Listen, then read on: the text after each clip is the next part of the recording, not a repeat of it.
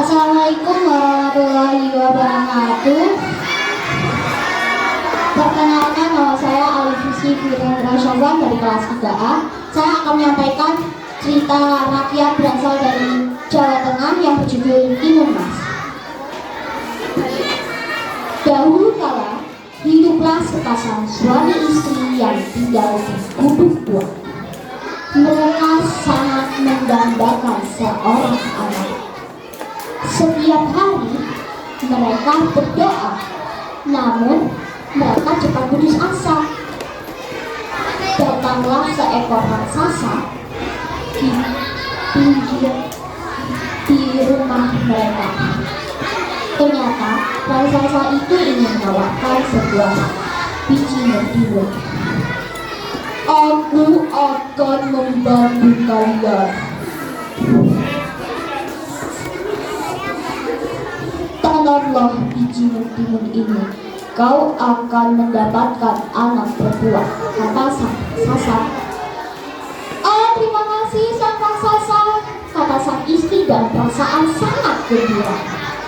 Tapi jangan lupakan syaratnya.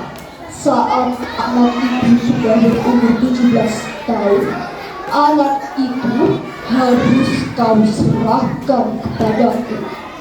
Mereka terdiam dan akhirnya menyetujui syarat dari raksasa. Ditanamlah biji mentimun itu persatu-satu. Saat beberapa bulan, timun itu menjadi berwarna keemasan.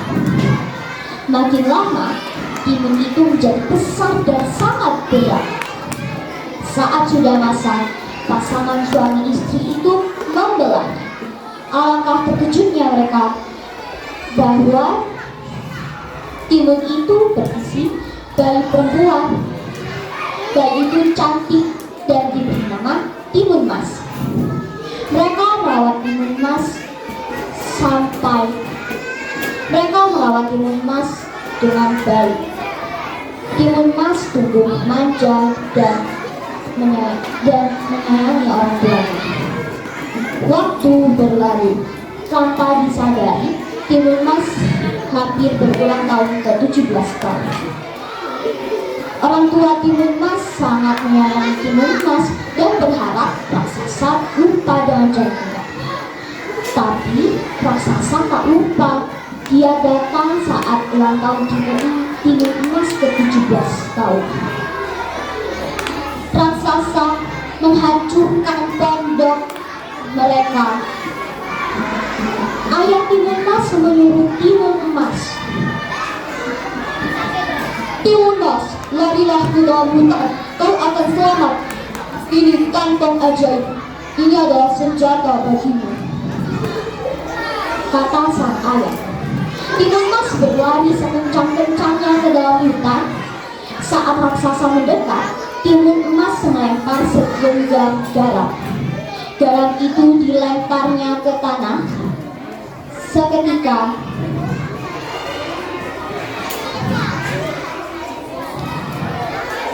garam itu dilemparnya ke tanah. Seketika garam yang dilempar oleh Timun Mas menjadi danau telaga yang sangat besar. Habislah kau raksasa, kau tidak akan bisa menyusulku, kata sang Timun Mas. Raksasa berenang dengan susah payah dan akhirnya bisa menyusul Timun Mas. Timun Mas kembali berlari sekencang-kencangnya yang dia bisa. Kali ini Timun Mas melempar cabai ke arah raksasa. Dilemparnya cabai itu ke arah raksasa. Seketika cabai yang dilempar menjadi pohon dan ranting dengan duri yang sangat tajam.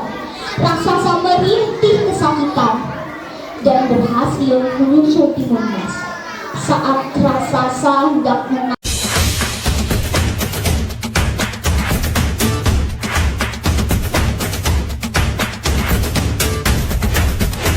Assalamualaikum warahmatullahi wabarakatuh.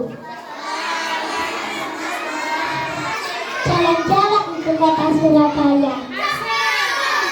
Jangan lupa diri Wijen. Perkenalkan, nama saya Askia dari kelas 3A Minum Pulau Wijen.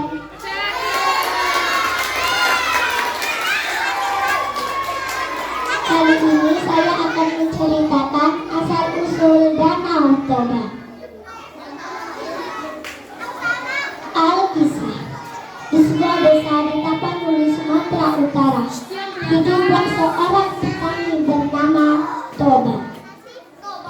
Dia seorang petani yang bijaksana, namun sesekali dia memancing di sungai.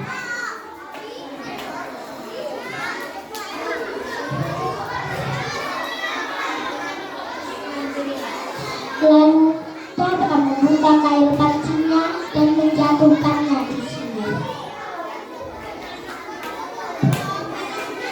Aduh, lama sekali ikan ini muncul.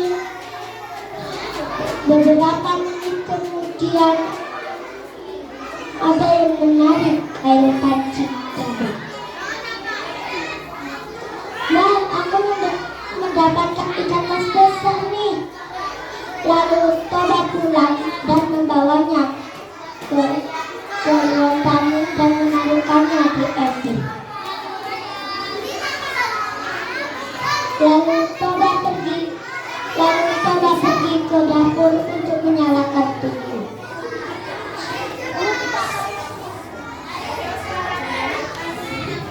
Lalu Toba mengambil ikan mas itu. Alangkah terkejutnya Toba melihat sekeping-keping koin emas. Hah? Di mana ikanku? Kenapa ini milik siapa? Kata Toba. Lalu Toba pergi ke kamarnya. Alangkah terkejutnya dia melihat sosok wanita cantik sedang menyisir rambutnya. Siapakah kau ini? Aku adalah ikan mas yang baru kamu tangkap. Janganlah kau memakanku. Aku dikutuk oleh penyihir karena tidak mau dijodohkan. Karena kamu telah menyelamatkanku, aku rela menjadi istrimu. Toba pun setuju karena Toba juga menginginkan seorang istri. Namun ada satu syarat. Kamu tidak boleh mengungkit asal-usulku. Kalau kamu mengungkit asal-usulku, kamu akan menanggung akibatnya. Baiklah, aku akan menyetujui persyaratan itu.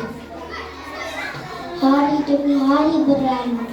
Toba hidup bahagia dan dikaruniai seorang anak laki-laki yang diberi nama Samosir. Samosir tumbuh menjadi anak yang kuat dan gagah. Namun sayang, dia akan nakal dan pemalas.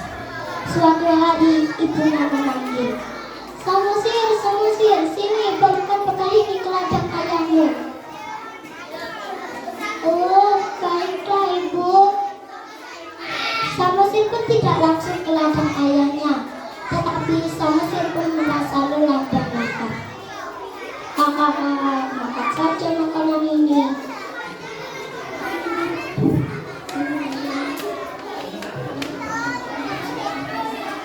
Samosir pun menyisakan nasi dan duri ikan sedikit, lalu membawa makanannya ke ladang ayahnya. Samosir, sini, cepat, ayah sudah lapar. Baik, ayah. Mengapa ada nasi dan duri ikan sedikit? Mengapa kau memakannya, Samosir? Maaf, ayah. Dasar anak yang tidak diuntung, dasar anak ikan. Lalu Samosir pun berlari dan menangis menuju ibunya.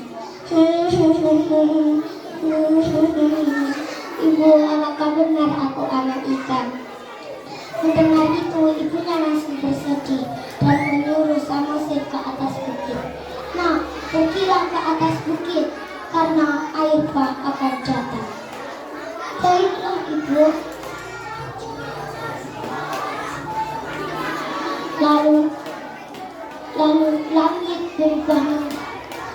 langit berubah menjadi gelap. air bah menggenangi seluruh lembah. Topa pun tenggelam. Ibunya melompat ke dalam sungai dan berubah menjadi ikan menangis. Pesan dari cerita ini adalah kita tidak boleh mengingkari janji dan harus patuh kepada orang tua. Jalan-jalan ke kota Irian. Jangan lupa lihat cendrawasih. Teman-teman, cukup sekian Azkia ucapkan terima kasih. Wassalamualaikum warahmatullahi wabarakatuh.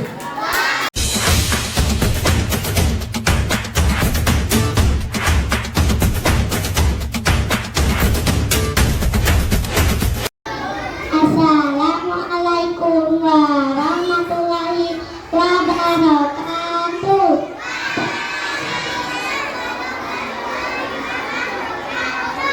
Perkenalkan, nama saya Adina Dwi Alfiana. Saya dari kelas 2C. Saya akan mempersembahkan sebuah legenda yang berasal dari Padang, Sumatera Barat yang berjudul Malin Kundang. Ada seorang ibu yang bernama Mande Rubaya dan anak laki-lakinya yang bernama Malin Kundang. Selayaknya seorang ibu, Mande Rubaya sangat menyayangi dan memanjakan anaknya karena Malin Kundang anak yang rajin dan penurut. Ketika Malin Kundang sudah beranjak dewasa, Malin meminta izin kepada ibunya untuk pergi merantau ke kota karena saat itu sedang ada kapal besar merapat di pantai air manis. Jangan, Malin, ibu takut terjadi sesuatu denganmu. Di sini saja ya, temani ibu, ucap ibunya sedih. Ibu, tenanglah, tidak akan terjadi sesuatu denganku. Ini kesempatan baikku karena belum tentu setahun sekali ada kapal besar merapat di pantai ini. Aku mohon, izinkan Bu, aku mohon, kata Malin Kundang seraya memohon kepada ibunya. Baiklah, ibu izinkan, tapi cepatlah kembali ya nak, ibu akan selalu menunggu, kata Mande Rubaya sambil menangis. Hari-hari terus berlalu. Mande Rubaya selalu mendoakan anaknya agar selamat dan cepat kembali. Namun tak berapa lama kemudian, di kejauhan tampak sebuah kapal yang megah. Saat itu orang kampung sedang berkumpul. Mereka mengira bahwa kapal itu milik seorang sultan. Wah, ada kapal besar menuju sini. Wah, besar sekali kapal itu. Pasti kapal itu milik seorang sultan. Mereka menyambutnya dengan gembira. Tak lupa dengan Mande Rubaya pun ikut berdesakan menuju kapal.